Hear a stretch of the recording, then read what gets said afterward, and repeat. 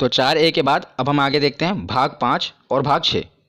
इसको साथ ही साथ याद करेंगे, क्योंकि साथ ही साथ इसको आप याद करोगे तो बहुत ही आसानी से याद हो जाएगा। मैं ट्रिक से आपको बताऊंगा। तो भाग 5 में है 52 से लेकर 151 अनुच्छेद, और भाग 6 में है 152 से लेकर 237 अनुच्छेद। ये आपको नहीं भी पता होगा तो काम चल जाएगा, क्योंकि मेन क्या पूछा जाता है मैं आगे आपको बताता हूँ। तो भाग 5 में मेन नहीं है राष्ट्रपति के बारे में बताया गया है, और भाग 6 में राज्यपाल, क्योंकि दोनों एक ही जैसे हैं।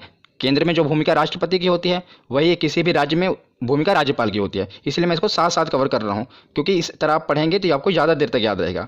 तो राष्ट्रपति का सबसे ज़्यादा इंपॉर्टेंट अनुच्छेद 52, इतनी बार एग्जाम में पूछा गया, हर बार शिफ्ट में पूछा ही जाता है कि राष्ट्रपति का पद किस अनुच्छेद में वर्णन है, तो अनुच्छेद 52 में। तो इसको आप याद कैसे करेंगे, तो मैं इसको आपको याद करने का तरीका बताता हूँ। तो इसको याद करने की एक ट्रिक है। देखिए, अगर आप कोई चीज़ इमेज से याद करते हैं ना, तो वो आपके माइंड में ज़्यादा देर तक रहती है, सब कॉन्शियस माइंड में आपके बैठ जाती है, और वो चीज़ आप ज़्यादा देर तक याद रख सकते हैं। इसलिए मैं आपको इसे इमेज से याद कराऊंगा। तो आप देख रहे हैं ना, अनुच्छेद 52 है, इसी डिजिट से हमें याद होगा राष्ट्रपति पद के बारे में।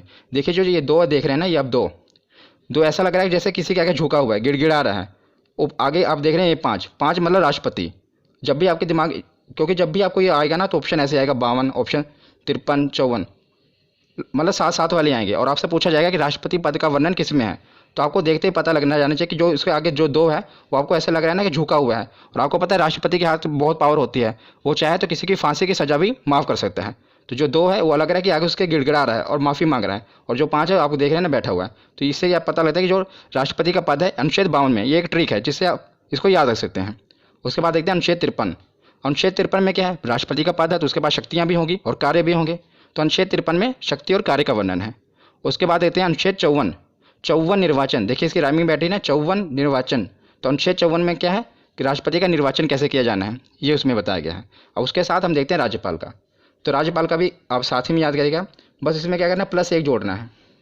तो जैसे 52 है, 52 में क्या हुआ 53, जो आपने 1 जोड़ा वो उसके आगे लगा देना है, क्योंकि राष्ट्रपति और राज्यपाल साथ ही साथ चलते हैं, इसीलिए 52 है, 52 में 1 जोड़ देना है। 53 के आगे आप 1 लगा देंगे, तो ये राज्यपाल का पद हो गया।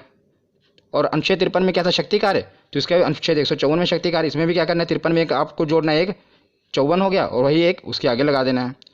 उसके बाद इसमें 54 में निर्वाचन था, इसमें 55 में निर्वाचन है, 54 में आपको 1 जोड़ना है और वही 1 इसके आगे लगा देना है। तो इन तीनों से आप ये तीनों साथ साथ याद कर रहे हैं, देखा कितनी आसानी तरीके से। और ये सभी 6 के 6 पूछे जाते हैं, आप एक ट्रिक से सबको याद कर सकते हैं। बस आपको क्या करना है, जैसे आपको ये इमेज से याद रहेगा ना राष्ट्रपति पद के बारे में, तो आपको पता हो कि राष्ट्रपति का पद है 52 पे, तो आगे उसकी शक्ति है, उसके बाद निर्वाचन है। तो 52 में आपने 1 जोड़ा, कितना हुआ 53, जो आपने 1 जोड़ा वो उसके आगे लगा देना 153, तो उसमें राज्यपाल का पद है, उसके आगे उसके शक्ति कार्य हैं, उसका निर्वाचन है। इसे आप दोनों याद रख सकते हैं। उसके बाद हम राष्ट्रपति के आगे देखते हैं कि निर्वाचन तो हो गया, और राष्ट्रपति को हटाया कैसे जाएगा, क्योंकि यह तो लोकतंत्र है, मतलब यहाँ पर कोई भी सिक्योर नहीं है, हर आदमी के पीछे कोई ना कोई बैठा है उसको हटाने के लिए। तो अब इसमें देखते हैं अनुच्छेद 61, ये भी काफ़ी बार पूछा गया है, महाभियोग। तो महाभियोग, इसके द्वारा राष्ट्रपति को उसके पद से हटाया जा सकता है, महाभियोग के द्वारा। महाभियोग के बारे में मैं आपको और भी बताता हूँ कि महाभियोग किसी भी सदन में लाया जा सकता है, चाहे राज्यसभा हो या लोकसभा हो। और महाभियोग लाने से 14 दिन पहले राष्ट्रपति को सूचित करना पड़ता है, मतलब जब भी महाभियोग लाना है उसे 14 दिन पहले राष्ट्रपति को ये सूचित करना पड़ता है कि भाई साहब आप पे महाभियोग लगने वाला है। तो अनुच्छेद 61 के बाद अब हम देखते हैं अनुच्छेद 72, ये भी काफ़ी बार पूछा गया है, क्षमादान। मैंने आपको बताया ना कि राष्ट्रपति के पास ये पावर होती है कि वो किसी को भी क्षमा कर सकता है। तो इसको भी आप कैसे याद करेंगे, बस दो से आपको बस यही इमेज आनी चाहिए कि जो 2 है वो झुका हुआ है और गिड़गिड़ा रहा है, 7 आप देख रहे हैं राष्ट्रपति खड़ा हुआ है, राष्ट्रपति के आगे वो गिड़गिड़ा रहा है कि मुझे क्षमा कर दो। तो इससे आप याद रख सकते हैं क्षमादान। 52 कैसे पता लगता है कि 2, तो आपको पता है कि 2 है आगे, तो मतलब राष्ट्रपति से रिलेटेड है, और उस पर 5 बैठा हुआ है, तो ये राष्ट्रपति का पद है, वो राष्ट्रपति को बैठाया गया है। और 72 में वो खड़ा हुआ है और उसके सामने 2 गिड़गिड़ा रहा है कि मुझे क्षमा कर दो। तो इससे आप नंबरों से खेल सकते हैं। तो उसके बाद हम देखते हैं अनुच्छेद 123, अध्यादेश। ये भी काफ़ी इंपॉर्टेंट है, अध्यादेश। कि अध्यादेश में क्या होता है कि जब लोकसभा और राज्यसभा की बैठक ना चल रही हो और देश में किसी जरूरी कानून की आवश्यकता होती है, तो राष्ट्रपति हस्ताक्षर करके कानून बना सकते हैं, पर मंत्रिमंडल की सिफारिश पर ही वो कानून बना सकते हैं, क्योंकि मतलब मंत्रिमंडल प्रधानमंत्री ही, उनकी सिफारिश पर ही ये कानून बनता है। आपको पता होना चाहिए कि भारत में कानून कैसे बनते हैं। आपको पता है 3 स्टेप होते हैं, पहले स्टेप में लोकसभा में वो पारित होना चाहिए, फिर राज्यसभा में, फिर उसके बाद राष्ट्रपति के हस्ताक्षर होने चाहिए। कितने स्टेप हैं, 1 2 3, बस इसी से आप याद भी रख सकते हैं। देखिए 1 2 3, तो 1 2 3 सीधे ही तीनों स्टेप हटा के सीधे राष्ट्रपति के साइन करा के सीधा कानून बन जाता है। मतलब ये ट्रिक हो गई, 1 2 3 3 स्टेप होते हैं, पहला लोकसभा, फिर राज्यसभा, फिर राष्ट्रपति। पर अध्यादेश लाकर क्या किया जाता है, इसको खत्म करके सीधा राष्ट्रपति के हस्ताक्षर कराए जाते हैं और कानून बना दिया जाता है। तो अनुच्छेद 123 के बाद हम देखते हैं अनुच्छेद 143। तो अनुच्छेद 143 में क्या है कि राष्ट्रपति को अगर कानूनी सलाह की आवश्यकता होती है तो वो सीधा सुप्रीम कोर्ट से सलाह ले सकता है।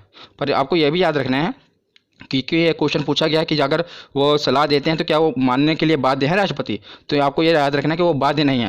वो मतलब सुझाव ले सकते हैं, पर ये नहीं है अगर उन्होंने कोई सजेशन दे दी सुप्रीम कोर्ट ने तो राष्ट्रपति उस पर बाध्य नहीं है, वो चाहे तो माने या चाहे तो ना माने। तो आपको याद रखना है 143। ये सभी मैं आपको राष्ट्रपति के रिलेटेड बता रहा हूँ, इसलिए मैंने एक हेडिंग में सारे कवर कर दिए कि जो भी राष्ट्रपति से रिलेटेड है और ये राज्यपाल वाले। उसके बाद हम देखते हैं उपराष्ट्रपति, राष्ट्रपति, उपराष्ट्रपति। तो उपराष्ट्रपति का वर्णन है अनुच्छेद 63 में। किसमें? अनुच्छेद 63 में। तो उसमें बताया गया कि एक उपराष्ट्रपति होगा, और अनुच्छेद 64 में क्या बताया गया है कि राज्यसभा के सभापति के रूप में वो कार्य करेगा। तो जो उपराष्ट्रपति होगा, आप देखेंगे जो राज्यसभा का सभापति होता है वह भी उपराष्ट्रपति होता है। और मैं आपको एक इंटरेस्टिंग फैक्ट बताता हूँ कि जो उपराष्ट्रपति होता है उसे अपने पद के लिए कोई तनख्वाह नहीं मिलती, मतलब उसे कोई सैलरी नहीं मिलती, पर जो राज्यसभा में वो सभापति के रूप में कार्य करता है उसके लिए उनको वेतन मिलता है। तो जो उपराष्ट्रपति को अपने पद के लिए वेतन नहीं मिलता, जैसे राष्ट्रपति को वेतन मिलता है उनके पद के लिए, राज्यपाल को मिलता है, पर उपराष्ट्रपति को उनको पद के लिए वेतन नहीं मिलता, बल्कि जो वो राज्यसभा में सभापति के रूप में होते हैं उसके कार्य के लिए उनको वेतन मिलता है। चैनल को लाइक कीजिए और सब्सक्राइब कीजिए। धन्यवाद।